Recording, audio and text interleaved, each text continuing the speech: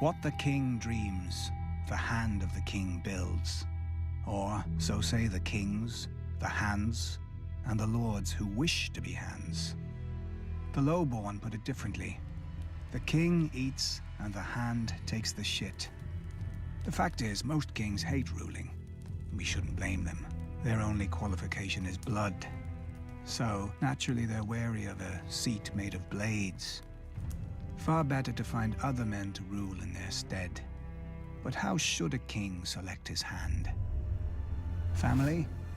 One king chose his brother, Prince Maegor, a warrior who was proud and arrogant. Maegor agreed to marry the High Septon's niece to unite the faith and the crown, but then secretly wed a second wife in Valerian ceremony, artfully combining bigamy and heresy.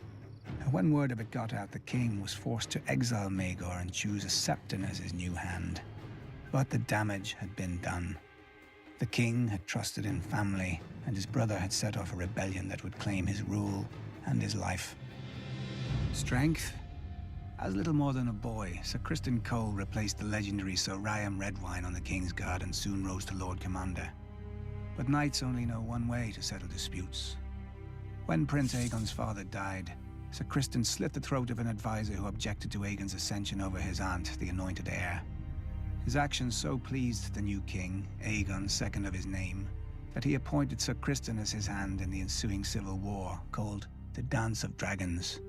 Neither Sir Criston nor the king, nor even the Targaryen dragons would survive it. Perhaps it's no surprise that the wisest king in the history of Westeros made the wisest choice for his hand. The son of a lowly blacksmith, Septon Barth had few options for advancement in the world, and even fewer after his family gave him to the faith as a child. But as royal record keeper, Barth impressed the king so much that the king, defying all his high-born advisors, made Septon Barth his hand. 40 years of prosperity ensued. So much did Barth accomplish that many lords and commoners credited him with sorcery. No other explanation could they accept for a man without blood or skill at arms. Because what Barth had was rarer than both: a sharp mind.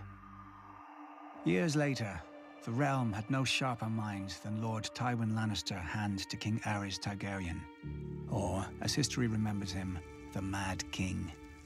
He saw assassins and plots in every shadow, heard whispers in silence, and burned men alive. But his greatest madness by far was driving away Lord Tywin. The Mad King then cycled through every mistake of his ancestors. Soldiers, toadying lords, and at the end even an alchemist, perhaps to save the crown's growing expenses on wildfire.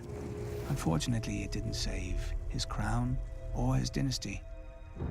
The new King Robert chose his foster father, Lord Jon Arryn, as his hand. The wisest decision Robert ever made. Not that it had many rivals. Too bad it proved so fatal. Lord Arryn was a man of honor from an ancient and proud family. But honor is no shield against the corruption of the capital, as Lord Arryn's successor, Ned Stark, learned as well. Perhaps the hand of the king is a flawed idea. Westeros needs a ruler who can rule, who builds what he dreams himself. A king who can't govern his kingdom is no king, and a hand who shits what another man eats is an arse.